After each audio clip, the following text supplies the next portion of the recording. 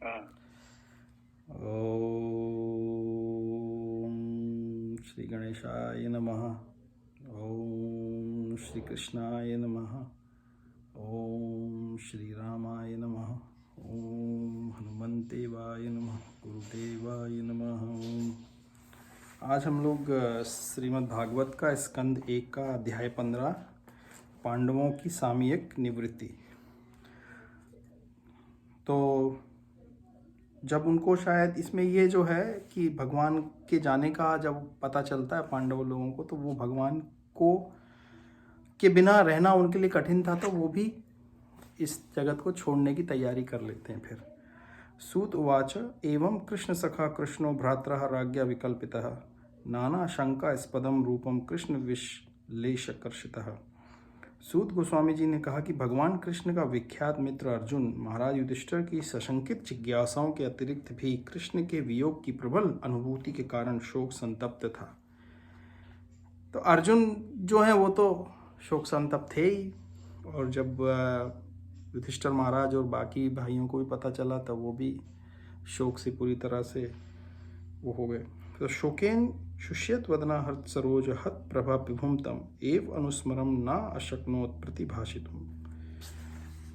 शोक से अर्जुन का मुंह तथा कमल सदृश हृदय सूख चुके थे, अतः उसकी शारीरिक कांति चली गई थी। अब भगवान का स्मरण करने पर वह उत्तर में एक शब्द भी न बोल पाया। कच्छ्रेण संस्तभ्य शुचः पाणिनाम अमृज्य नेत्रयो परोक्षेण समुन्नद्ध प्रणकोत्कंठ कातरः। उसने बड़ी कठिनाई से आंखों से भरे हुए शोकाश्रुओं को रोका। वह अत्यंत दुखी था, क्योंकि भगवान कृष्ण उसकी दृष्टि से ओझल थे और वह उनके लिए अधिकाधिक स्नेह का अनुभव कर रहा था। सख्यम मैत्रीम सौहृदम च सारथ्य दिशु संस्मरण नृपम अग्रजमित्यहम बाष्प गदगद गिरे। भगवान कृष्ण को अपनी उनकी शुभकामनाओं, आशीषों, घनिष्ठ पारिवारिक संबंध एवं रथ हाँकने का स्मरण करके अर्जुन का गला रुंधाया और भारी सांस लेता हुआ बोलने लगा। अर्जुन उवाच वंचित अहम महाराज हरिणा बंधु रूपेण येन में अपहृतम तेज देव विस्मापनम महत। अर्जुन ने कहा कि हे राजन, मुझे अपना घनिष्ठ मित्र मानने वाले भगवान हरि ने मुझे अकेला छोड़ दिया। अब इस तरह से मेरा प्रबल पराक्रम जो देवताओं तक को चकित करने वाला था, अब मुझ में नहीं रह गया है। यस्य क्षण वियोगेन लोक ही अप्रिय दर्शन उत्थेन रहित ही एष मृतक प्रोच्यते यथा। मैंने अभी अभी उन्हें खोया है, जिनके क्षणमात्र वियोग से सारे ब्रह्मांड प्रतिकूल एवं शून्य हो जाएंगे, जिस तरह प्राण के बिना शरीर हो जाता है। यत् संश्रशात द्रुपद गेहम उपागतानाम राज्ञाम स्वयंवर मुखे स्मरम दुर्मदनाम तेज हृतम खलु मया अभिहता च मत्स्य सज्जी कृतेन धनुषः अधिगतः च कृष्ण। उनकी कृपामयी शक्ति से ही मैं उन समस्त कामोन्नत राजकुमारों को परास्त कर सका जो राजा द्रुपद के महल में स्वयंवर के अवसर पर एकत्र हुए थे। अपने धनुष बाण से मैं मत्स्य लक्ष्य का भेदन कर सका और इस प्रकार द्रौपदी का पाणी ग्रहण कर सका।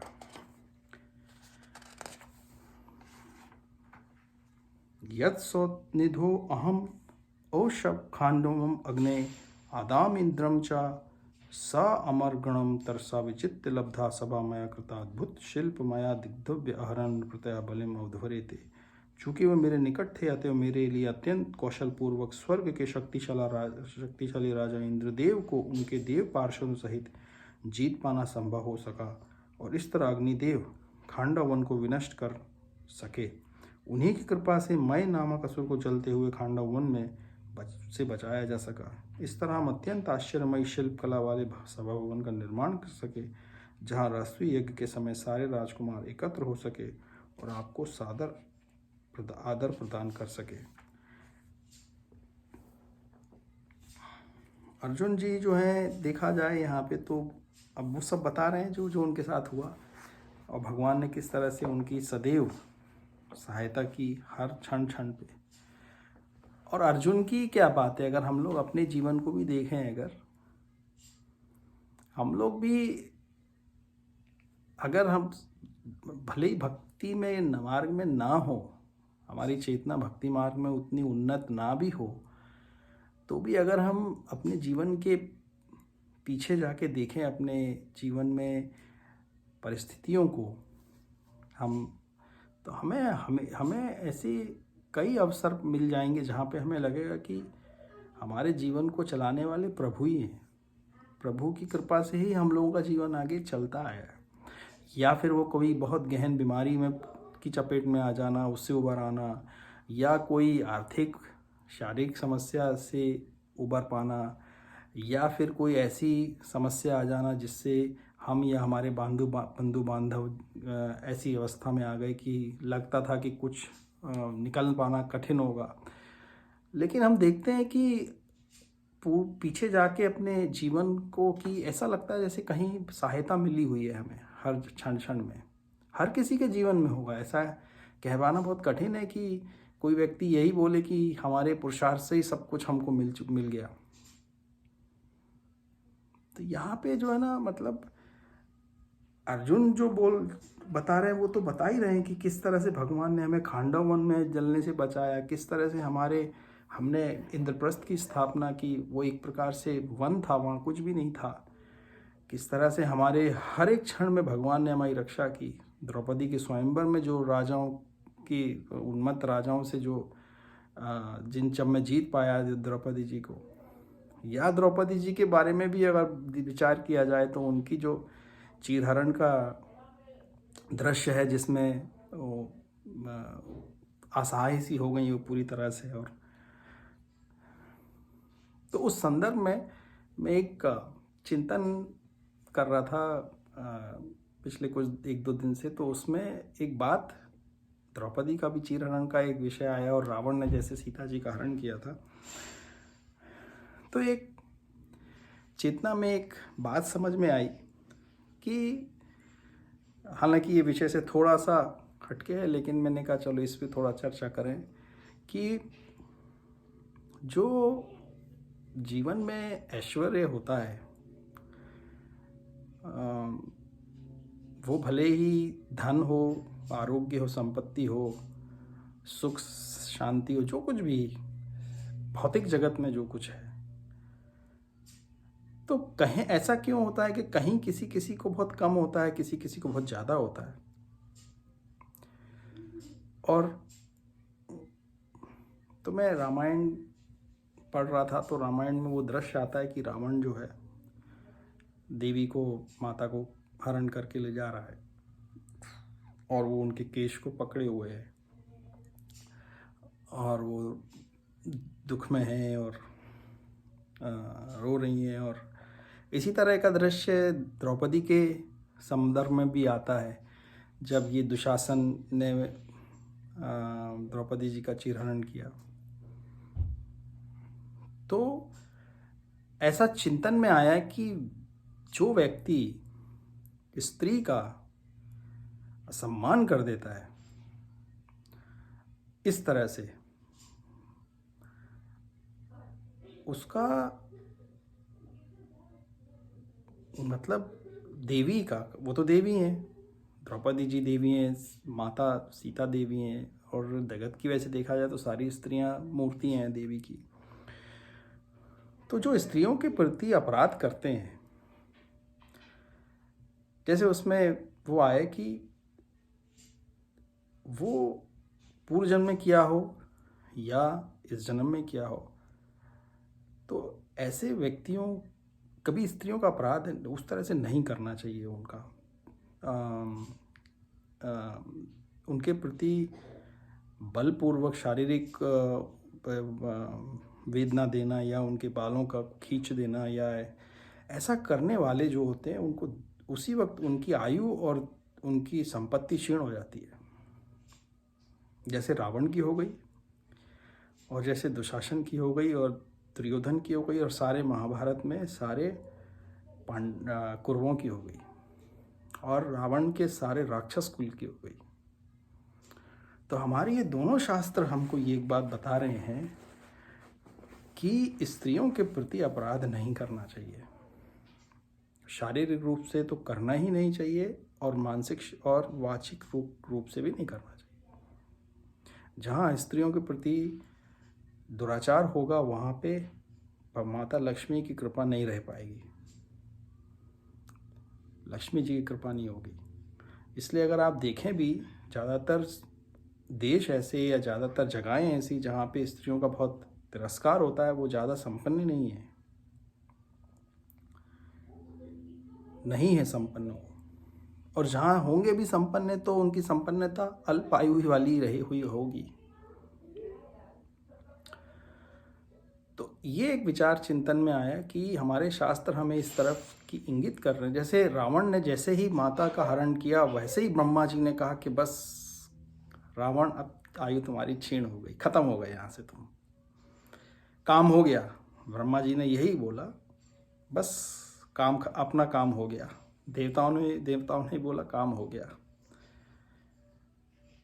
जैसे ही माता के केश पकड़े उसने उसका काम कर, उसका जीवन समाप्त हो गया वहीं पे। उसकी सारी ऐश्वर्य, उसका सारा धन संपत्ति, आयु क्षीण हो गई उसी क्षण, वहीं से चालू हो गई।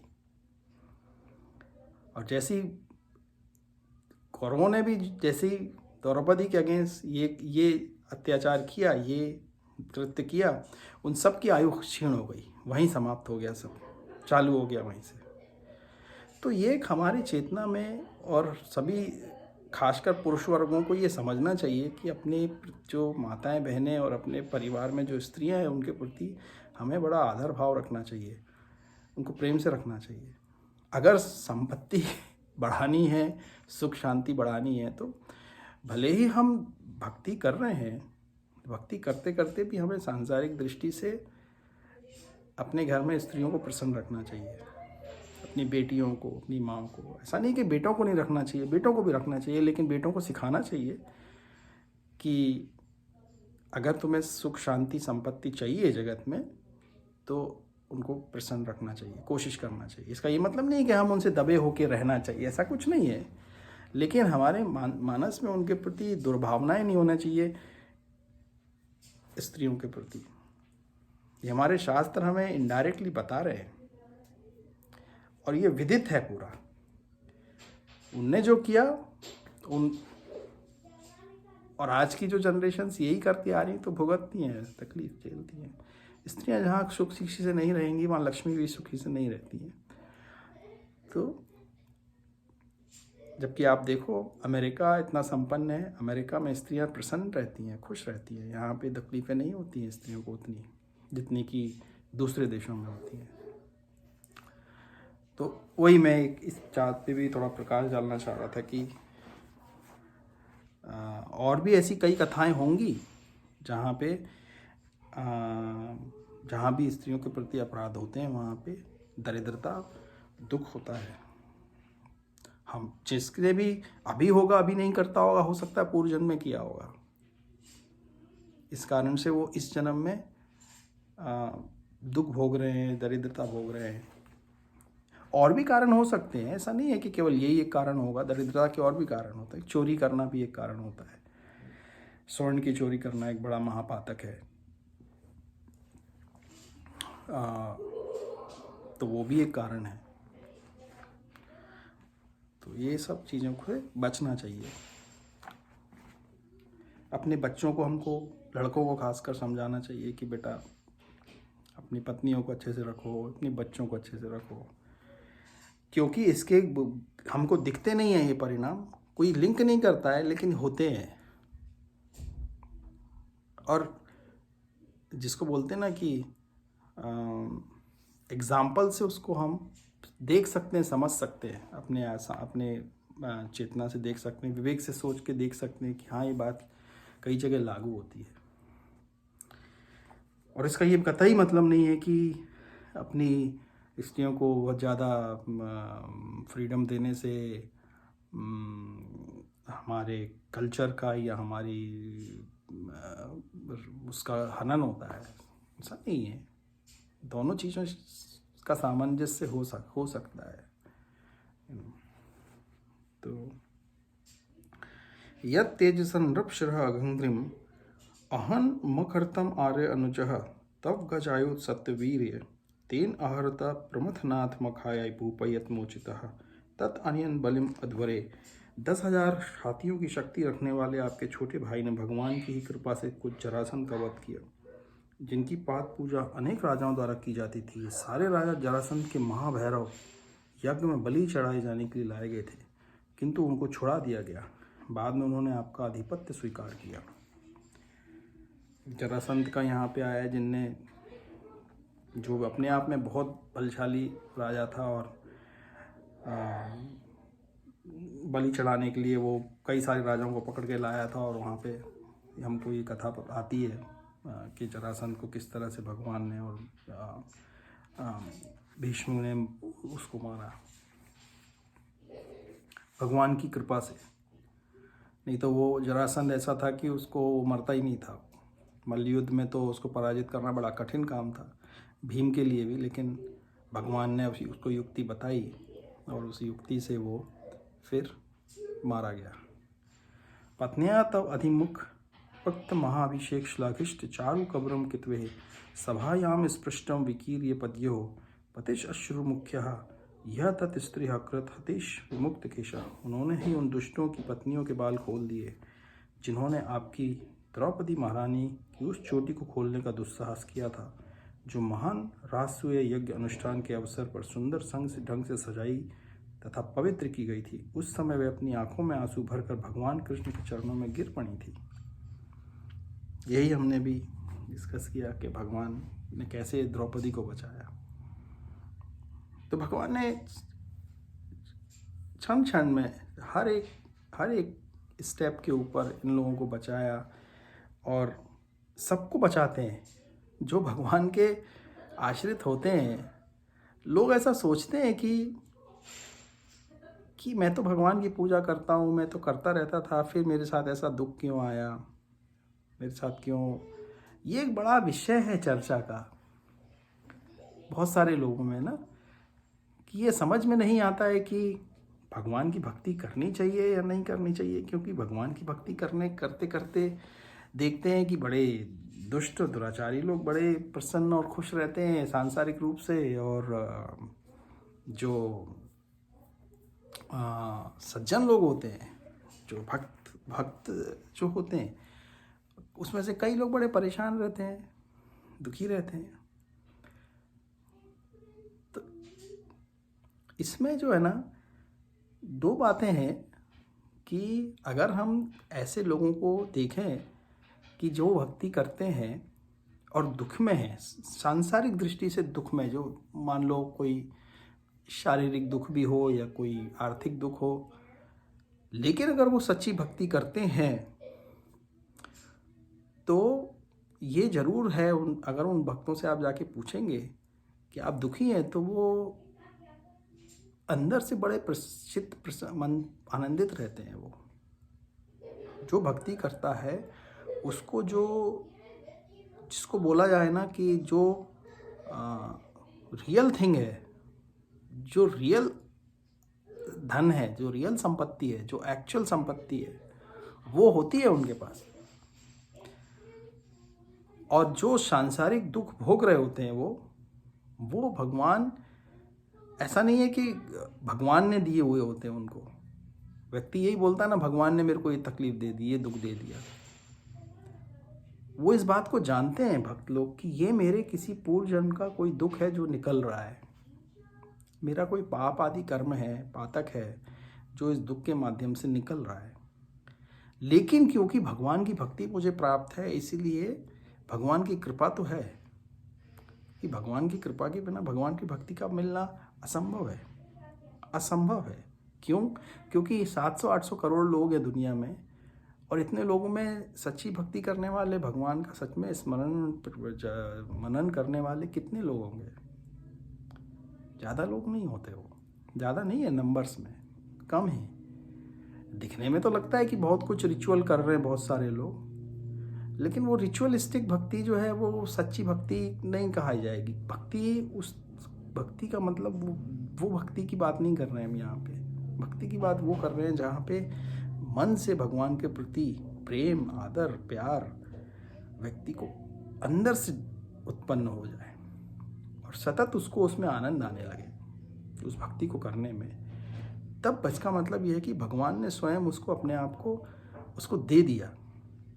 तो फिर वो भले ही शारीरिक रूप से तकलीफ में रहे, मानसिक रूप से तकलीफ में नहीं रहेगा ना वो। और अगर उसकी तकलीफ आई भी है तो ये निश्चय है कि वो तकलीफ थोड़े समय में चली जाएगी। वैसे भी सांसारिक तकलीफ का कोई पैमाना नहीं है, वो कोई मापदंड नहीं है किसी की जीवन में सफलता या असफलता को आंकने का। जीवन का उद्देश्य की सफलता की प्राप्ति का कोई मापदंड नहीं है सुख या दुख, सांसारिक सुख दुख। उसका मापदंड सिर्फ एक ही है कि हमने अपने जीवन में जो आध्यात्मिक संपत्ति है वो कितनी अर्जित की, जो हमको यहाँ से ले जानी है।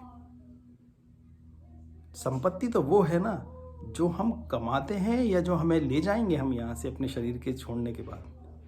संपत्ति वो तो नहीं हुई जो हम अपने शरीर के साथ यहीं छोड़ जाएंगे। उस संपत्ति का लाभ ही क्या है?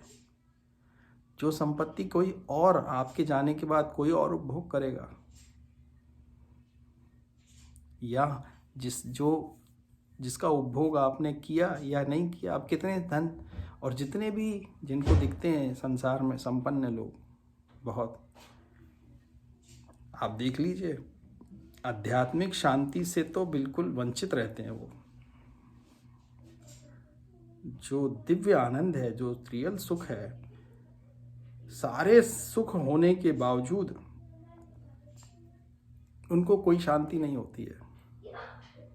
कोई ना कोई तकलीफ में हमेशा घिरे होते हैं। वो दिखते हैं बड़ी बड़ी गाड़ियां, बड़ा घर है, बड़ा सब कुछ है, और ऐसा नहीं है कि सबके सब कुछ। ऐसे भी होते होंगे जिनके पास भगवान की भक्ति नहीं है लेकिन धन है, तो कुछ समय के लिए वो सुखी है। लेकिन उनको ये मान लेना चाहिए कि बिना भक्ति के बहुत समय तक सतत मूल जिन सरितन नाही, वर्षा गए तब पुनः ही सुखाई। तुलसीदास जी ने, जिन नदियों के सरिताओं के सतत मूल नहीं है जल के, वो वैसे ही सूख जाती हैं वर्षा जाने के बाद, जैसे वैसे ही सुख हो चला जाता है जैसे वर्षा जाने के बाद वो सरिताएं सूख जाती। राम नाम बिन गिरा न सोहा, देख विचार त्यागी मद मोहा, है ना। बसन ही नहीं सोह सुरारी, सब भूषण भूषित वर नारी। और राम विमुख संपत्ति प्रभुताई, जाई रही पाई बिनु पाई। राम जी के कितनी अच्छी चौपाई है तुलसीदास जी की, है ना, कि सुंदरकांड से ही है कि राम नाम बिन गिरा मतलब अपनी वाणी। राम जी के नाम के बिना वाणी कोई सोहा नहीं, अच्छी नहीं लगती।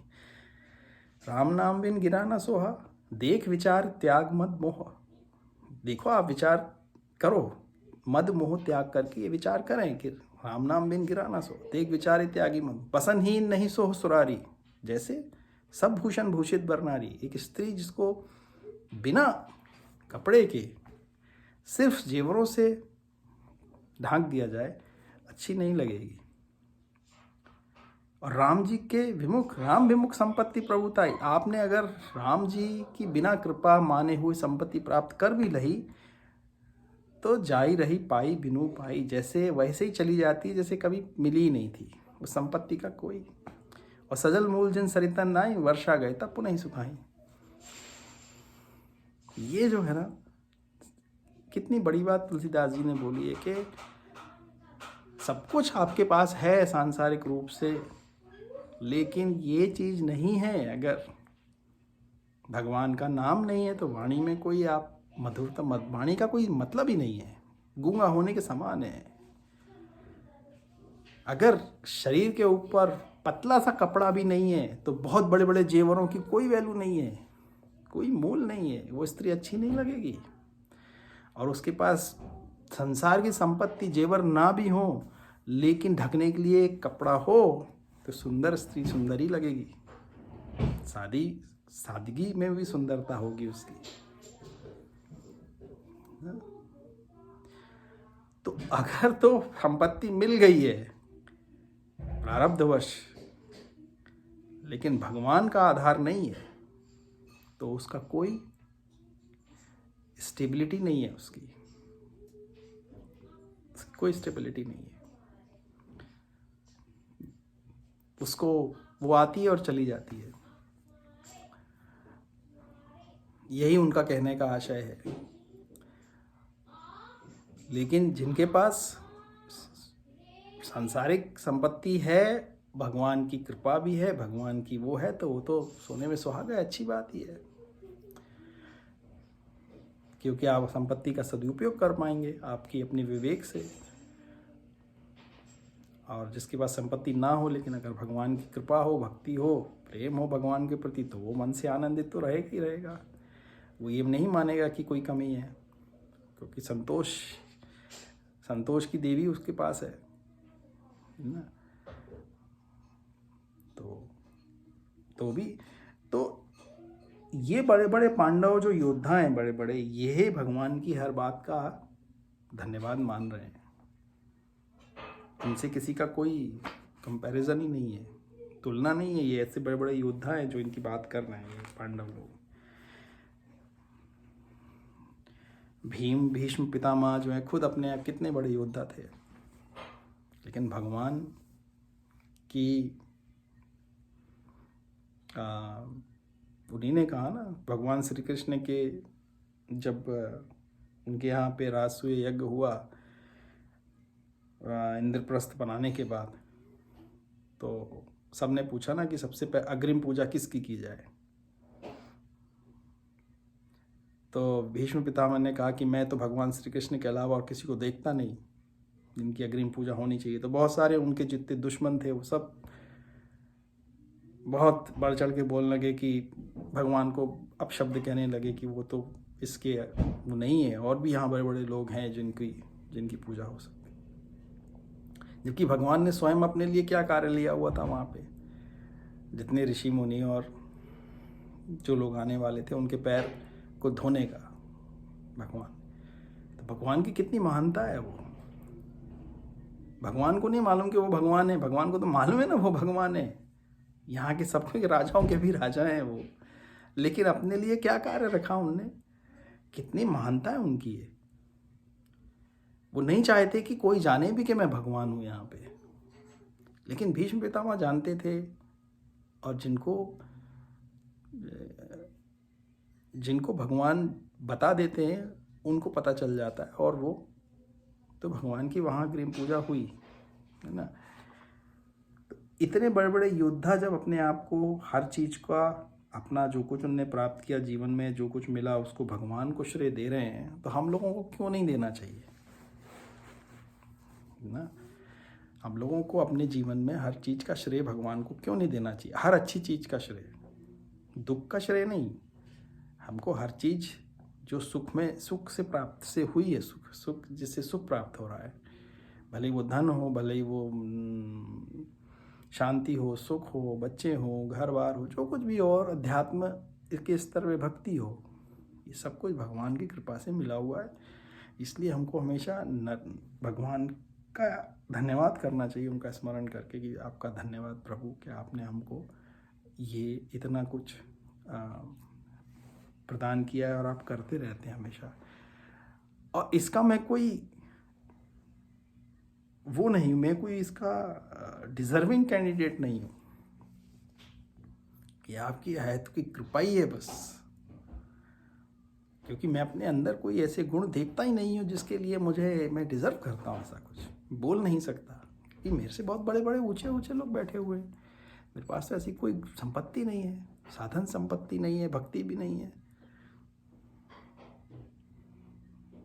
तामस तन कछु साधन नाही, प्रीत न पद सरोज मन माही, है ना। तामस तन है, प्रीत भी नहीं है, मेरे आपके चरणों में प्रीति भी नहीं है। तो मेरे अंदर ऐसा कोई गुण नहीं है जिसके लिए मैं अपने आप को इसका डिज़र्विंग कैंडिडेट मानूं कि मेरे को मिलना चाहिए। लेकिन आपने सब कुछ दिया हुआ है। तो जब इस तरह से हम सोचते हैं तो हम अपने आप को पूर्णता के रूप में अनुभव करते हैं, पूर्ण अनुभव करते हैं। हम अपने आप को संतुष्ट अनुभव करते हैं, सुखी अनुभव करते हैं ऐसी दृष्टि से। लेकिन जब हम ये सोचने लगे कि ये सब कुछ मैंने अपने आप ही प्राप्त किया है अपने पुरुषार्थ से, तो बहुत बड़ा दुख, भारी दुख है उसमें वैसा सोचने में। क्योंकि ये बार बार आपको प्रकृति आपके पुरुषार्थ को हराएगी और आपको बार बार बताएगी कि तुम्हारे पुरुषार्थ में कोई दम नहीं है, कर सकते हो लेकिन पुरुषार्थ से प्राप्त किया भी क्षण भर में चला जाएगा, क्षण भर में वो चला जाएगा और उसकी कोई वैल्यू नहीं है। जो भगवान से प्राप्त किया हुआ है उसकी वैल्यू भी है, उसकी शाश्वतता भी है।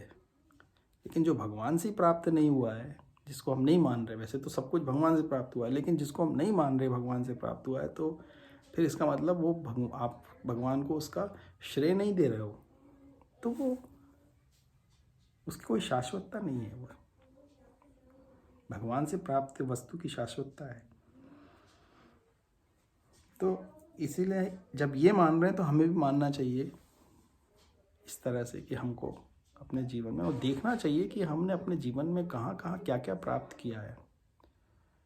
तो हमें ऐसे ही लगेगा, हमेशा ऐसे ही लगेगा कि हाँ, ये तो, अगर हम निष्पक्षता से इसका विचार करेंगे कि मेरे को जो प्राप्त हुआ है, क्या ये मेरे पुरुषार्थ से प्राप्त हुआ है या मुझे भगवान की या मेरे गुरु की कृपा है मेरे ऊपर, हमें बिल्कुल साक्षात दिखेगा कि कैसे हमारे गुरु की हम पर या परमात्मा की या की कृपा है। भले ही वो कितने रूप में आके, किसी भी रूप में आके हमको मदद करके गए हों, परोक्ष रूप में या अपरोक्ष रूप में, किसी ना किसी रूप में, क्योंकि भगवान हृदय में बैठ के संचालन करते हैं, हमारे निश्चयों का संचालन करते हैं वो। और भगवान के लिए कोई अच्छा बुरा कोई व्यक्ति है नहीं।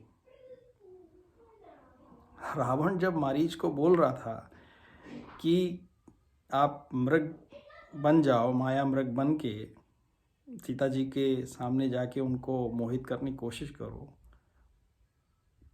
कितना बड़ा बेवकूफ़ था कि उसको ये नहीं मालूम था कि उसके हृदय में बैठ के भगवान विष्णु स्वयं उसको प्रेरित कर रहे हैं ये करने के लिए, जिसके लिए तुम, जिसको बोलते ना, जो जिसके तुम लिए बेट लगा रहे हो, वो खुद उसको नहीं मालूम कि वो किसी और बेट लगा रहा है, कोई और उसको प्रेरित कर रहे हैं भगवान उसको कि कर तू जाके ये कार्य। कोई ऐसा, क्योंकि भगवान ने रावण से क्या बोला, मैंने तुम्हारा कोई अपराध नहीं किया था, तो तुमने मेरे प्रति अपराध क्यों किया। भगवान कभी भी, भले ही वो दुनिया के लिए अपराधी हो, लेकिन भगवान ने उसको तब भी कुछ नहीं किया, भगवान नहीं करते। लेकिन जब उसने भगवान के प्रति अपराध किया, भगवान ने यही तो पूछा ना उससे पहले कि तुमने मेरे प्रति अपराध जब मैंने नहीं किया तो तुमने मेरे प्रति अपराध क्यों किया, मेरा अपराध क्यों किया, मैंने तो तुम्हारा कुछ बिगाड़ा नहीं। तो भगवान की माया, भगवान जो है हृदय में बैठ के बुरे से बुरा व्यक्ति हो, अच्छा से अच्छे व्यक्ति हो, उनको जो कार्य कराना होता है वो प्रेरित करके उसको कराते हैं। और वो कार्य वो ये सोचता है कि ये मैं कर रहा हूँ, ये मेरा पुरुषार्थ है, ये मैं सोच रहा हूँ। तो मारीच को मृगमा जाल बनाने का प्लान भगवान का खुद का था वो, है ना। क्योंकि रावण को ऐसा अपराध, रावण का तो यही कार्य था, दूसरियों की स्त्रियों का हरण कर लेना और उनको इस तरह से उनको हतोत्साहित कर देना अपने दुश्मन को, ऐसा करके कि वो किसी लायक ही न बचे, मतलब उसका मनोबल इतना क्षीण कर देना कि फिर वो मेरे सामने खड़ा हो क्या, वो बिना बिना ही लड़े मर जाएगा वो। तो जो जैसा कार्य करता है भगवान ने उसके लिए वही बेट लगाया कि चलो जाओ, अब तुम ये कार्य करके देखो, तो यही करोगे। जो अपराधी होता है, जो एक ही तरह का कार्य करता है, उसको तो बोला तुम यही करोगे, चलो करो, मेरे साथ करो अब। और जब उसने किया तभी बस उसकी आयु वहीं समाप्त हो गई, क्योंकि भगवान अकारण कुछ अपराधी नहीं तो पनपते रहते, क्यों पनपते रहते हैं इतने। बोलते हैं ना कि दुनिया में कई लोग बोलते हैं कि यार इतना अपराध होता है, इतनी बुरी बुरी चीज़ें होती हैं, भगवान कैसे अलाउ करते रहते हैं ये सब। क्योंकि सबका यहाँ पे सबकी अपना अपना परीक्षा है, सबकी सबकी अपनी अपना परिस्थितियों के रूप में क्वेश्चन पेपर है, और सबको अपने अपने अनुसार उस क्वेश्चन पेपर का सवाल को हल करना है। और जब तक आप उसका सही जवाब देंगे नहीं, तब तक वो प्रश्न बार बार अलग अलग प्रश्न के पेपर के रूप में आता रहेगा, परिस्थितियों के रूप में। जो धर्म की तरफ जाके उसको सॉल्व करेगा वो निकल जाएगा, जो अधर्म करता रहेगा वो उसमें दोबारा दोबारा फिर आती रहेंगी, वो सेम सेम सिचुएशन अलग अलग रूप में बार बार आती रहेंगी, और उसको बार बार उससे उसको जूझना पड़ेगा। और जब ऐसा समय आएगा कि उसके चेतन पे वो चोट पड़ेगी, जब वो सोचने पे मजबूर होगा, तो उससे कठिन कठिन आता जाएगा, और कठिन आएगा और कठिन आएगा। इसलिए हमारे शास्त्र हमको ये बताते हैं बार बार कि हम लोगों को किस तरह से अपने जीवन को कोशिश करनी चाहिए जीने की, जिससे कि हम बार बार हमको ये झेलना ना पड़े तकलीफ़ें जो हम लोग झेलते रहते हैं जीवन में, सब लोग। तो आगे फिर यह है कि यह नो जुगोप वने एत्य दुरंत कच्छ्रात दुर्वास सह हरि रचितात अयुत अग्रभुक यह शाक अन्न शिष्टम उपज्जुय त्रिलोकीम तृप्ताम अमस्त सलिले निमग्न संघ। हमारे वनवास के समय 10,000 शिष्यों के साथ भोजन करने वाले दुर्वासा मुनि ने हमें भयावह संकट में डालने के लिए हमारे शत्रुओं के साथ मिलकर चाल चली। उस समय उन्होंने कृष्ण भगवान ने केवल जूठन ग्रहण करके हमें बचाया था। इस तरह उनकी भोजन ग्रहण करने से नदी में स्नान करती मणि मुंडली ने अनुभव किया कि वह भोजन से पूर्ण रूप से संतुष्ट हो गई, और तीनों लोग भी संतुष्ट हो गए। तो ये भी कथा आती है। दुर्वासा मुनि जो हैं वो बड़े उनको बहुत जल्दी गुस्सा आ जाता है, क्रोधी ऋषि है, और श्राप दे देते हैं। तो वो उनकी 10,000 शिष्यों के साथ मंडली आई थी, जहाँ पे कुछ नहीं था उनके पास, तो वो उनमें इस तरह का संदेश भिजवाया कि मैं भोजन के लिए आपके यहाँ आ रहा हूँ। और द्रौपदी जी के पास तो कुछ भी नहीं था।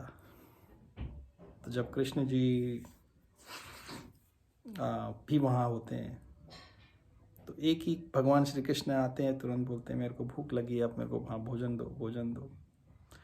तो तब तक वो लोग भोजन कर चुके होते हैं, और उनके पास ज़्यादा कुछ तो होता नहीं, एक चावल का एक दाना बचा होता है। तो द्रौपदी जी अब सोचती हैं कि मैं क्या भगवान को भोजन कराऊं, तो भगवान को वो एक चावल का दाना होती है वही खिलाती है। तो वही संतुष्ट हो के जब भगवान उसको ग्रहण करके संतुष्ट हो जाते हैं, तो तीनों लोग संतुष्ट हो जाते हैं।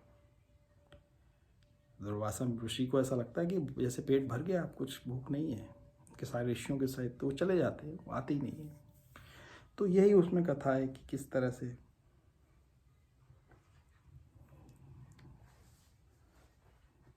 तो इस तरह से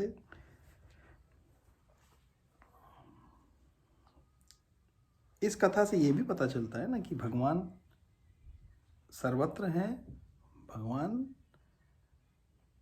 कृष्ण भगवान परमात्मा स्वरूप ही हैं, और सर्वत्र हैं, और सब कुछ जानते हैं, सर्वविदित हैं, वो उनको सब कुछ पता है, और अपने भक्तों का समय समय पे संभालते भी रहते हैं। कोई विषय ऐसी कोई कोई परिस्थिति आने वाली होती है, तो अपने भक्त को वो बचा लेते हैं, इस संसार सागर में डूबने नहीं देते। भाई ये संसार वाकई में संसार सागर ही है। ये बहुत बहुत इसकी तुलना जो की हुई है सागर से, वो बिल्कुल सही तुलना की गई है ये।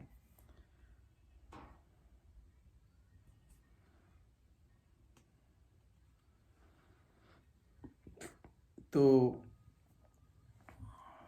इसी तरह से हमको जो है मतलब अपने जीवन को इन कथाओं से सीख के अपने अपने जीवन में भगवान से सदा जुड़े रहना चाहिए। हमेशा मतलब वही तो भक्ति का स्वरूप है। हम भोजन करते हैं तो भोजन उनको अर्पण करा जाए, हम स्नान करते हैं तो उनको स्नान किया कराया जाए, उनको एक जीती जागती मूर्ति के रूप में उनका सेवा की जाए, उनका स्मरण किया जाए। जैसे अपने माता पिता का कोई शिष्य करता हो, अपने कोई गुरु का करता हो, अपने कोई पुत्र अपने माँ बाप का करता हो। तो जैसे हम लोगों के यहाँ अभी हम लोग दूर रहते हैं अपने माँ बाप से, है ना, हमारे माँ बाप किसी के नहीं भी होते हैं जीवित, और हर व्यक्ति को मालूम है कि जो अपने माँ बाप के साथ रहते हैं उसमें कितना सुख है। इसमें कोई संशय नहीं है, भले ही कुछ भी हो, लेकिन इसमें कोई संशय नहीं है कि जो व्यक्ति अपने माँ बाप की सेवा करते हुए जीवन यापन करते हैं उन लोगों को बहुत उनका सुख, एक अलग तरह का सुख मिलता रहता है। माँ बाप का आशीर्वाद मिलता रहता है बड़े होने के नाते। भले वो बुज़ुर्ग हों, लेकिन उनकी बुजुर्गियत में उनकी उस उम्र के होने के कारण उनके अंदर कुछ एक सिद्धता होती है। उम्र की भी एक अपनी सिद्धता होती है। तो उनके साथ रहने में हमारे ऊपर ऐसा हमको लगता है कि कोई छाया है, छत्र है। तो जो लोग दूर आ गए, जैसे हम लोग दूर आ गए हैं अपने घर से, हमारे माँ बाप नहीं है या जीवित नहीं है या साथ में नहीं है, तो यही माँ बाप हमको अपने को इनको बना के अपने जीवन में रखना चाहिए कि ये हमारे माँ बाप की तरह हमारे घर में है, साथ में रहते हैं, यहीं रहते हैं, सब करते हैं। तो इनको अगर माँ बाप बना लिया जाए, उनकी माँ बाप की तरह सेवा की जाए, तो हमको अंदर से ये महसूस होता रहेगा, ऐसा अनुभव आता रहेगा कि हमारे माँ बाप हमारे साथ में ही हैं। और वो ये बात तो सत्य है कि वो जगत के माँ बाप हैं ही, हर जीव के माँ बाप हैं वो। भले वो सीताराम हो या राधा कृष्ण हो या महादेवी महादेव हो, माता पार्वती हो या महादेव हो, वो माँ बाप के रूप में जगत के माँ बाप ही हैं। बस ये मानने वाली बात है, और उस तरह से जब ये मान लेंगे तो भक्ति अपने आप ही होने लगेगी। हम अपने माँ बाप, हमारे माँ बाप के भी माँ बाप, सबके आदि माँ बाप हैं, वो माता पिता हैं, वो है ना, आदि काल से सभी के हैं वो।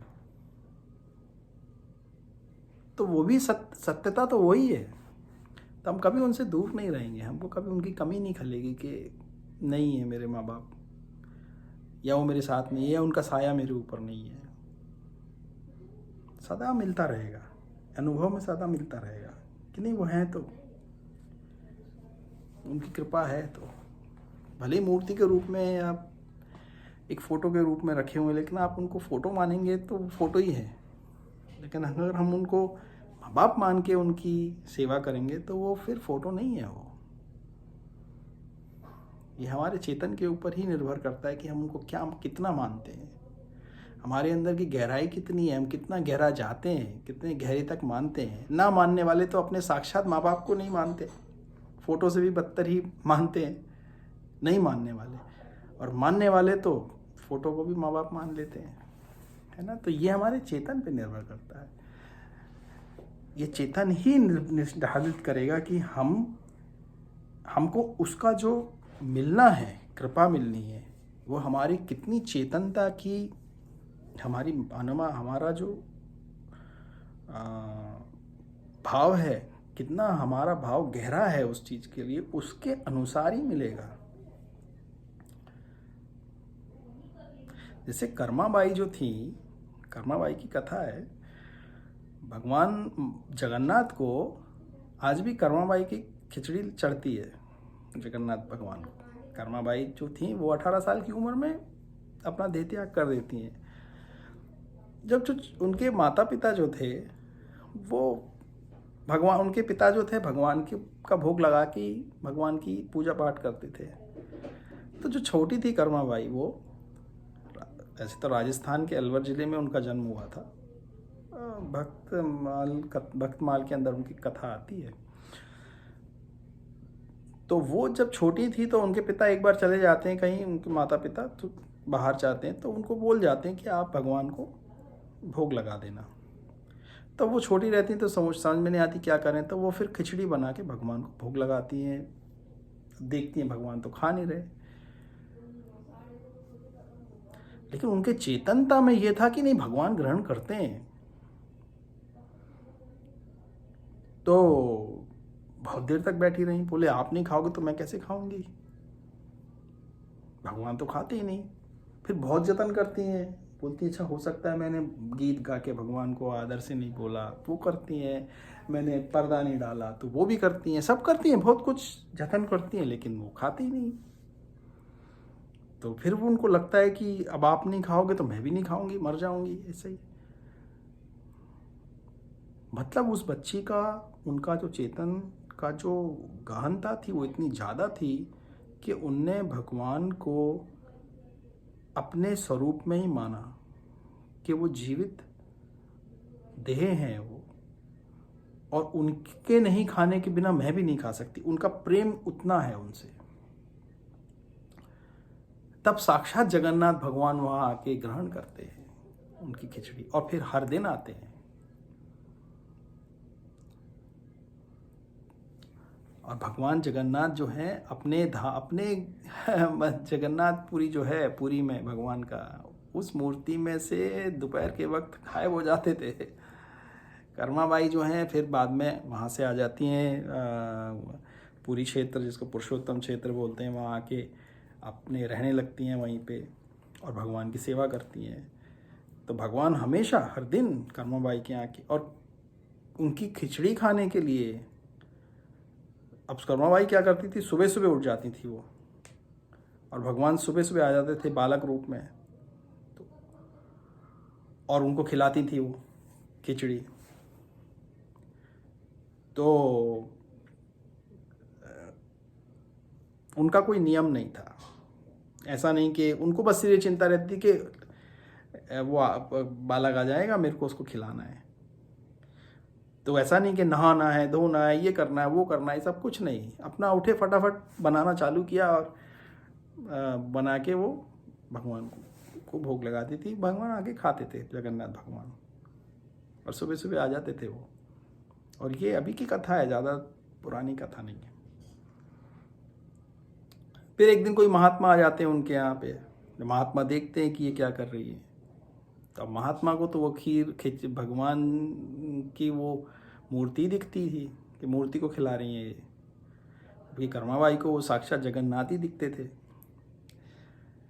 तो वो बोलते हैं कि तुम ये क्या करती हो, ना तो तुम कोई नियम करती हो, ना तो तुम कोई वो करती हो, भगवान को बस ऐसी तुम बिना वो नहाए धोए सब ये सब करने लगती हो। तो तुम ऐसा नहीं करना चाहिए, भगवान से तुम्हें पाप लगेगा।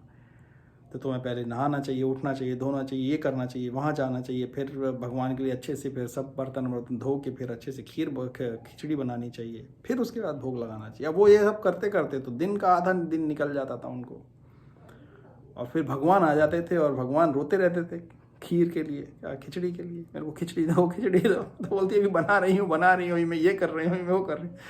और बेचारे फिर वो जब उनका समय हो जाता तो भाग जाते थे वो, क्योंकि पंडे लोग चलाने लगते हैं वहाँ पे।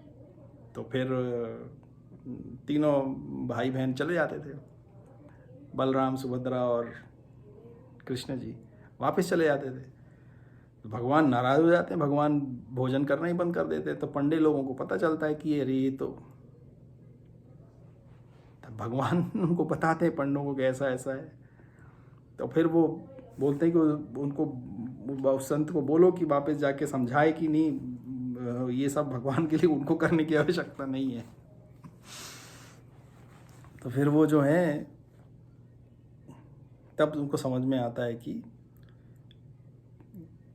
वो फिर वापस संत आके बोलते हैं कि नहीं माता, आपके लिए आपका स्तर बहुत अलग है, आपके लिए ये सब नियम की आवश्यकता नहीं है। आपका भाव ही आपको शुद्ध कर देगा। आपके को और कोई सी शुद्धता की आवश्यकता नहीं है। हमारा भाव ऐसा नहीं है, हमारा दूषित भाव है। अभी हम उस भाव तक नहीं पहुँचे हैं कि हमारे लिए अभी नियम बंधे हुए हैं। आपके लिए कोई नियम नहीं है। आप अपने भाव से ही पूरी तरह से आप पुण्य श्लोक, आप पुण्य को भी, इसको पवित्र को भी पवित्र करने वाली हो। आपको किसी पवित्रता की आवश्यकता नहीं है। तो फिर वो, हालांकि उनका बहुत जल्दी 18 साल की उम्र में उनका वो अंतर्धान हो जाती हैं और चली जाती हैं, लेकिन उनकी खिचड़ी आज भी भगवान जगन्नाथ को कर्मबाई की खिचड़ी का भोग लगता है। क्योंकि जब वो चली जाती है तो भगवान आके बहुत रोते हैं, बालक रूप में आते हैं। उनको ये लगता है कि कर्माबाई उनको भोजन कराएंगी, लेकिन वो वहाँ होती नहीं है, फिर चले जाते हैं। तो भगवान जो है सच्चे भक्त के लिए वो खुद पीछे पीछे, भगवान ने ऐसा बोला है कि मैं भक्त के पीछे पीछे मैं खुद जाता हूँ। जिसकी भक्ति उतनी उच्च की होती है, तो भगवान जो है मनुष्यों से और क्या उम्मीद करते हैं, बस यही उम्मीद करते हैं कि कोई मेरे को प्रेम करे। और हर व्यक्ति, भगवान क्या, हर व्यक्ति एक दूसरे व्यक्ति से, यहाँ तक कि अपने पेट से भी यही उम्मीद करता है कि मुझे प्रेम करे। और कोई उम्मीद नहीं करता है, भले ही वो अपराधी तत्व हो, बुरा से बुरा व्यक्ति हो, अच्छे से अच्छा व्यक्ति हो, जीव हो या कोई भी हो, वो यही उम्मीद करता है, यही आशा करता है कि वो दूसरा व्यक्ति, जीव उससे प्रेम करे। तो ये यूनिवर्सल रिक्वायरमेंट है। ये कोई भगवान की रिक्वायरमेंट नहीं है कि केवल भगवान उम्मीद कर रहे हैं। भक्त भी ये उम्मीद करते हैं भगवान से कि भगवान हमसे प्रेम करें, और इसी उम्मीद से वो भगवान से प्रेम करते हैं। हम भी भगवान से यही उम्मीद से प्रेम करते हैं कि प्रभु आप भी हमें प्रेम करो, हमारा कोई संसार सागर से निकालो, हमको भी संसार की वेदनाओं से, तकलीफों से निकालो, हमको क्या, सभी को निकालो। हर व्यक्ति, क्योंकि संसार में किसी की भी आप स्थिति देखें, कोई दुखी है तो आपको अच्छा नहीं लगेगा, आपको भी दुख होगा। संसार में इतना दुख क्यों है? बस यहाँ पे ये है कि पहल हम ही कर लें, हम ही पहल कर लें। हम ये उम्मीद ना करें कि भगवान पहल करें, हम ही पहल कर लें, हम ही भगवान से प्रेम करना चालू कर दें। बाकी सब लोग क्या, यही एक सबसे बड़ी समस्या जगत में है। हम पहल नहीं करते, हर व्यक्ति दूसरे से उम्मीद करता है, और भगवान से भी हम ये उम्मीद करते हैं बिना पहल किए कि भगवान हमसे प्रेम करें, फिर हम भगवान से प्रेम करेंगे। और यही हम हर किसी से, एक व्यक्ति पत्नी से, पति पत्नी से, पत्नी पति से, बच्चे माता पिता से, वो पहल नहीं करते। यहाँ ही पे आके सब चीजें ब्रेक हो जाती हैं। और हो सकता है कि हम पहल करने के बाद भी हमको सामने से उस चीज का रिस्पॉन्स ना मिले, बट दैट्स ओके। क्यों? क्योंकि हमारे पहल करने से जो प्रेम करने का आनंद है वो तो आपको पहले ही मिलने लग जाएगा। आपको दूसरे के रिस्पॉन्स की निर्भरता पे आप रहोगे ही नहीं। इसकी सबसे खास बात ये है, जब हम स्वयं पहल कर लेते हैं,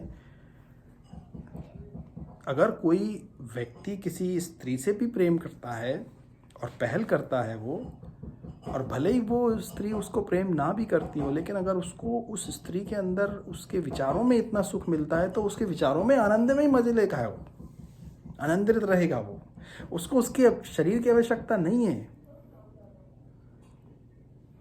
ये प्रत्यक्ष अनुभव है कईयों का कि अगर कोई एक पुरुष किसी स्त्री से प्रेम करता हो और वो अब स्त्री जगत में ना भी हो, या कोई दूसरी जगह हो, या कहीं और चली गई हो, तो भी वो उसके विचारों में रहकर क्योंकि वहां तो स्वतंत्र है ना वो, अपने चेतन में विचारों में तो हम स्वतंत्र हैं, तो वहां उसके साथ वो रमण कर सकता है और आनंद रह सकता है, और वो शाश्वत है। बस यहां अब हमको बदल देना है वो स्त्री की जगह भगवान को। बस आपकी भक्ति यहीं से चलती जाएगी आगे। और ये कई संत यही करते हैं। सूरदास जी यही करते थे, आंखें नहीं थी उनकी, श्री कृष्ण जी को प्रेम करते थे, अंदर ही अंदर अपने, उनको दुनिया से कोई मतलब ही नहीं था।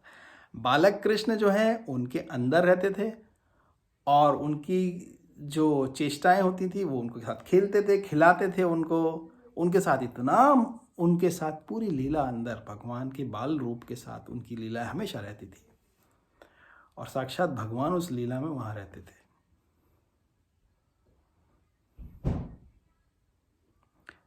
मीराबाई जो है उनका था, तब देखो वो भगवान श्री कृष्ण के साथ उनको पति मान के उनके साथ पूरा जीवन वैसी रहती थी। वो जैसे पति की सेवा करनी है वो करती थी आराम से, उनको कब सुलाना है, खिलाना है, पिलाना है, जो कुछ। और किसी स्त्री के लिए उससे अच्छा पति क्या होगा, पूर्णतः कंट्रोल में। जैसे मैं करूंगी वैसे ही तो करेंगे वो, कहाँ जाएंगे, राइट। जब मैं सुलाऊंगी तब सोएंगे, जब मैं उठूंगी उठाऊंगी तब उठेंगे, जब मैं जो बोलूंगी करेंगे। तो अब तो तुम परेशान नहीं हो फिर, तो कोई पति को कंट्रोल करने के पूरी तरह से कंट्रोल में है वो।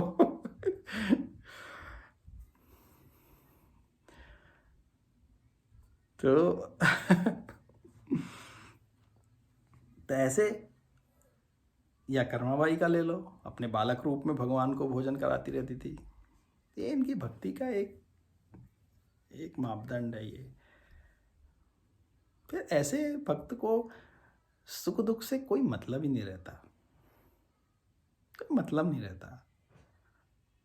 सुख दुख भी आते हैं, नमस्कार दूर से करते हैं, चले जाते हैं। इनको ख्याल रखने वाले भगवान की इतनी बड़ी सेना है ना। आप सोचो, जहाँ भगवान जाएंगे उनके जितने परिकर हैं, जितने उनके दिक्पाल हैं, ये जितनी भी प्रकृति के अंदर जितनी भी प्रकृति को संभालने वाले जितने भी तत्व हैं, ये सब भगवान के परिकर हैं, भगवान के सेवक हैं। ये उनका दायित्व है टेक केयर करना। जब कहीं राजा जाता है और अकेला रहता है, वो अपने माँ बाप से मिलने जाता, सेवा तो अंदर, सेना अंदर नहीं जाती, उनके परिकर अंदर नहीं जाते, बाहर रहते हैं ना उनके रक्षक जो होते हैं। तो वो उनका काम होता है वो सब एरिया को रक्षा करने का, उनका काम होता है। वो अपना काम करते रहते हैं। पास फटकेंगे ही नहीं, दुख कहाँ से फटकेंगे पास। तो सुख दुख क्या है उसको, इसका चेतन भगवान में बिंद गया है पूरी तरह से, उसको तो पता ही नहीं कि सुख भी क्या है, दुख क्या है। तो वहीं मोक्ष, उसका मोक्ष हो जाएगा, उसका तो मोक्ष हो गया। और यही तो ध्येय है जीवन का, उद्देश्य यही है बस। बाकी संसार की संपत्ति का उपभोग थोड़ा बहुत शरीर जब तक स्वस्थ है कर पाएगा, वरना दूसरे करेंगे, और यहीं शरीर के साथ छूट जाएगा, कुछ नहीं जाएगा साथ में। लेकिन ये वस्तु ऐसी है कि जीते जी भी आपके साथ में है, जीने के बाद भी साथ में जाएगी, साथ में जाएगी। और जहाँ भी जाएगी उस जगह को भी पुण्य कर देगी वो। तो कैसे भगवान ने इनको यहाँ पे बचाया। फिर यत तेजसा अथा भगवान युधि शूलपाणि विस्मत पिता सा गिरजास्त्रम अदात निजम में अन्य अपि च अहम अम्ना एव कलेवरेण प्राप्त महेंद्र भवने धर्म। ये उन्हीं का प्रताप था कि मैं युद्ध में शिवजी तथा उनकी पत्नी पर्वतराज हिमालय की कन्या को आश्चर्य करने में समर्थ हुआ। इस तरह वे शिवजी मुझ पर प्रसन्न हुए और उन्होंने मुझे अपना निजी अस्त्र प्रदान किया। अन्य देवताओं ने भी मुझे अपने अपने अस्त्र भेंट किए, और इसके अतिरिक्त मैं इसी वर्तमान शरीर में स्वर्गलोक पहुंच सका, जहां मुझे आधे ऊंचे आसन पर बैठने दिया गया। तत्रैव मे विहरता भुजदंड युगम गांडीव लक्ष्मण आरति वधाय देव सहेन्द्र श्रिता यद अनुभावितम अजमीड़ तेन अहम अद्य मुषितः पुरुषेण भूमना। जब मैं स्वर्ग लोक में अतिथि के रूप में कुछ दिन रुका रहा तो इंद्रदेव समेत स्वर्ग के समस्त देवताओं ने निवात कवच नामक असुर को मारने के लिए गांडीव धनुष धारण करने वाली मेरी भुजाओं का आश्रय लिया था। हे आजमीर की वंशज राजा, इस समय मैं पूर्ण पुरुषोत्तम भगवान से वीन हो गया हूँ, जिनके प्रभाव से मैं इतना शक्तिशाली था। यद बांधव कुरु बल अब्धिमम अनंत पारम एक रथेन ततरे अहम अत्तीय सत्वम प्रत्यहर्त बहुधनम च मया परिशाम तेजास्पदम मणिमयम च हृतम शिरोभ्य। कौरवों की सैन्य शक्ति उस समुद्र की तरह थी जिसके अनेक अजय प्राणी रहते थे। फलतः वह दुर्लभ थी, किंतु उनकी मित्रता के कारण मैं रथ पर आरूढ़ होकर उसे पार कर सका। यह उनकी कृपा थी कि मैं गऊओं को वापस ला सका और बलपूर्वक राजाओं के तमाम मुकुट एकत्र कर सका जो समस्त तेज के स्रोत रत्नों से जड़ित थे। यह भीष्म कर्ण गुरु शल्य चमुषः दर्भराजन्य वर्य रथमंडल मंडितासु अग्रे चरा मम विभो रथ यूथ पानामायु मनांसी चह दृशा सह ओज आर्चता। एकमात्र वही थे जिन्होंने सबकी आयु छीन ली थी और जिन्होंने युद्ध भूमि में भीष्म कर्ण द्रोण शल्य इत्यादि कौरवों द्वारा निर्मित सैन्य व्यूह की कल्पना का उत्साह को हर लिया था। उन सब की योजना अत्यंत पटु थी और आवश्यकता से अधिक थी, लेकिन उन्होंने आगे बढ़कर ये सब कर दिखाया।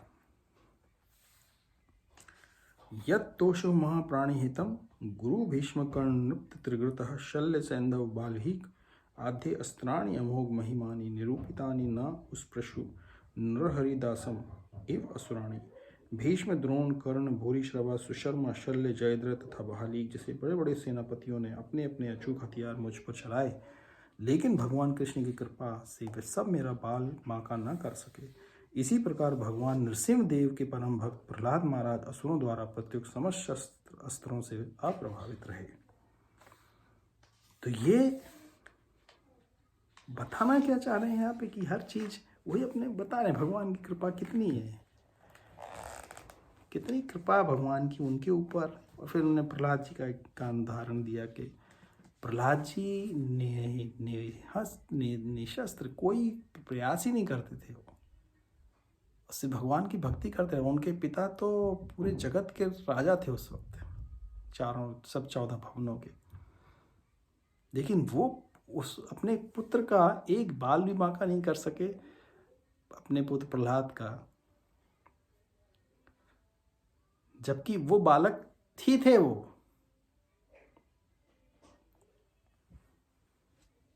तो जिसको भगवान ने रखा है उसको कोई कुछ कर ही नहीं सकेगा।